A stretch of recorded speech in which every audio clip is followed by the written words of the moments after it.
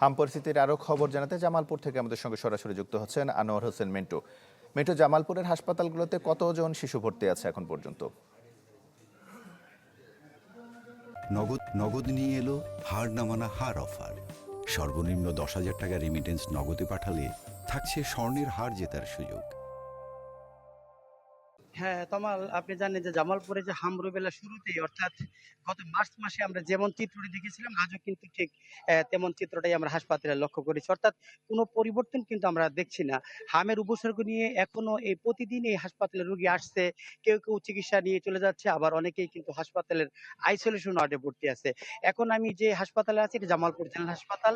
এই হাসপাতাল কর্তৃপক্ষ আমাকে যেমনটি জানিয়েছিলেন গত 48 ঘন্টা এই হাসপাতালে হামের উপসর্গ নিয়ে ভর্তি হয়েছে 28 জন রোগী।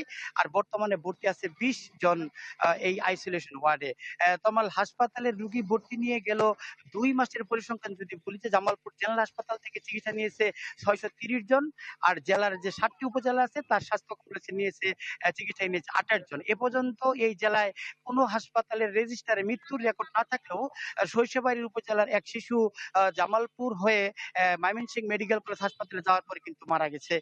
সিভিল সার্জন ডাক্তার আজিজুল হক যেমনটি বলেছেন যে গত 2 মাসে 100 জনের নমুনা পরীক্ষার জন্য তারা ঢাকায় পাঠিয়েছিলেন, তার মধ্যে 20 জনের পজিটিভ তারা কিন্তু হাতে পেয়েছেন। তিনি বলেন যে হাম রুবেলার যে টিকাদান কর্মসূচি তারা সফল হয়েছেন এবং নির্ধারিত সময়ের মধ্যে টিকাদান কর্মসূচি 2,65,000 শিশুকে তারা টিকাদান কর্মসূচি টিকাদান দিয়েছেন, যে জন্য হামের যে উপসর্গ তা আস্তে আস্তে কমে আসতে শুরু করেছে। তবে রোগীর স্বজনরা অভিযোগ করেছেন এই হাসপাতালের যে চতুর্থ তলায় যে আইসোলেশন ওয়ার্ড রয়েছে সেটি লিফটটি প্রায় সময় বন্ধ থাকে, যেই জন্য শিশু এবং মায়েরা কিন্তু এই রোগী নিয়ে এই 4 তলা ওঠানামা করতে তাদের দারুণভাবে কষ্ট হচ্ছে, ভোগান্তি পোহাতে হচ্ছে এবং এই জন্য কিন্তু তারা এই হাসপাতাল কর্তৃপক্ষের দৃষ্টি আকর্ষণ করেছেন। কমল। মিন্টু, আপনাকে ধন্যবাদ। জামালপুর থেকে যুক্ত হয়েছিলেন আনোয়ার হোসেন মিন্টু।